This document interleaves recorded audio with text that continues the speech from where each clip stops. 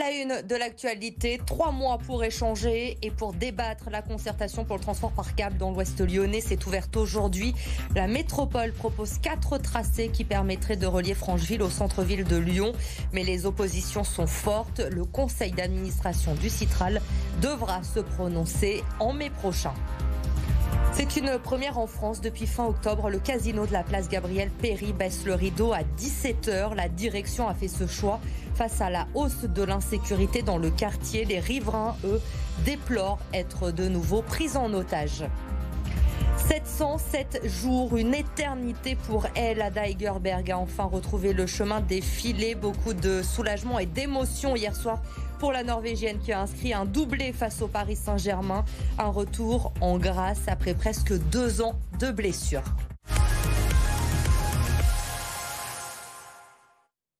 La concertation pour le projet de transport par câble dans l'Ouest lyonnais a donc commencé aujourd'hui. La métropole a opté pour un téléphérique qui devrait permettre de relier Francheville au centre de Lyon. Mais les opposants sont nombreux. Ils ont donc 3 mois pour échanger et pour débattre. Arthur Blé.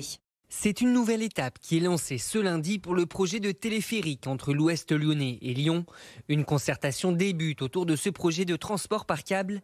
Le Citral espère ainsi rassurer les réfractaires. Il est vraiment important de partager les enjeux, les avantages et aussi les inconvénients, puisque tout mode de déplacement a des inconvénients. Ici, c'est l'implantation des pylônes et la question des survols.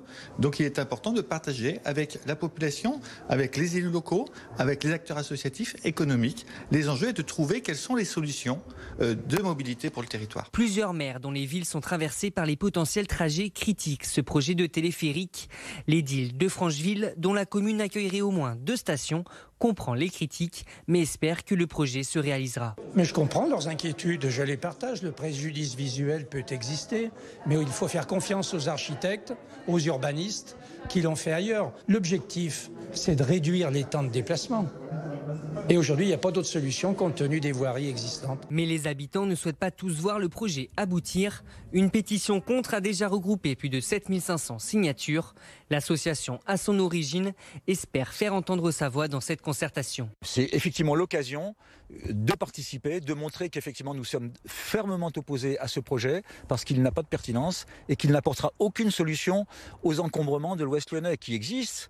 Effectivement, c'est une véritable problématique, mais ce n'est pas le transport par câble qui va pouvoir le résoudre. La concertation s'étendra jusqu'au 15 février. Vous pouvez donner votre avis sur le site internet du Citral.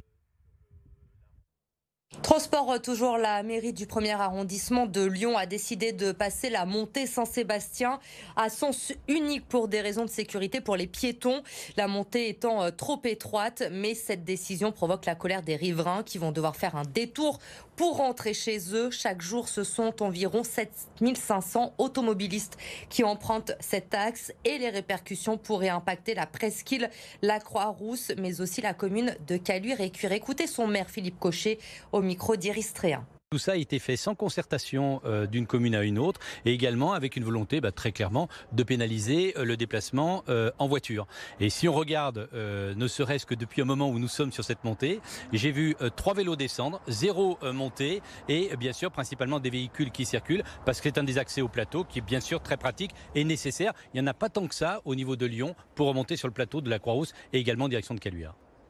C'est-à-dire que l'impact d'une décision qui se passe sans concertation va impacter, les habitants de la commune de Caluire-et-Cuire qui sont déjà largement impactés par un certain nombre de décisions de la métropole. Je ne peux pas rester les bras ballants et c'est pour ça que je m'associe totalement à ce recours au niveau du tribunal administratif qui insiste sur le fait que l'on empêche les gens de se déplacer. C'est une première en France. Le groupe stéphanois Casino a décidé de baisser le rideau de son supermarché installé place Gabriel-Péri dans le quartier de la Guillotière à 17h. Vous voyez le baisser de rideau justement à 17h avec des vigiles devant l'entrée du magasin. La raison, c'est la hausse de l'insécurité dans le quartier. Clémence Delarbre s'est rendue sur place quelques minutes avant la fermeture du supermarché. C'est une décision forte qui a été prise ici, symbole de l'insécurité qu'il y a dans ce quartier de la Guillotière depuis plusieurs mois. Ce supermarché Casino ferme désormais ses portes à 17h au lieu de 19h. Avant le confinement, c'était même 20h30, 3h30 donc d'ouverture en moins, et ce à cause des bagarres et des vols à répétition. Tout à l'heure, à notre arrivée dans le magasin, nous avons assisté à une altercation entre des clients et le vigile. Des situations quotidiennes que dénonce le directeur Auvergne-Rhône-Alpes du groupe Casino. Écoutez-le. Notre priorité restera toujours la sécurité de nos clients et de notre personnel. Nous estimions que, étant donné ce qui se passe sur la place, nous n'étions plus en mesure de l'assurer à 100%. Donc on a pris la décision de fermer à 17h, mais de pouvoir fermer dans de bonnes conditions pour tout le monde. On est en dialogue permanent avec la ville. Et donc l'idée, c'est qu'on puisse apporter des solutions très rapidement.